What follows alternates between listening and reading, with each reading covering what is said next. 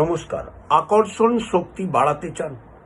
আপনারা কারোর সাথে কথাবার্তা বলছেন, কেউ আপনার গুরুত্ব দিচ্ছে না, আপনার আকর্ষণ বাড়ছে না, আপনি কাউকে অ্যাট্রাক্ট করতে চাইছেন, মানুষ অ্যাট্রাক্ট হচ্ছে না।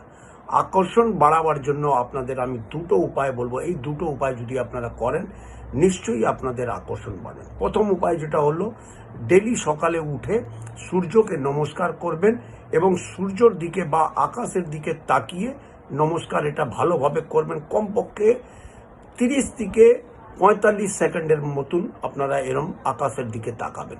তারপরে আপনারা নিজের মনস্কামনা করবেন।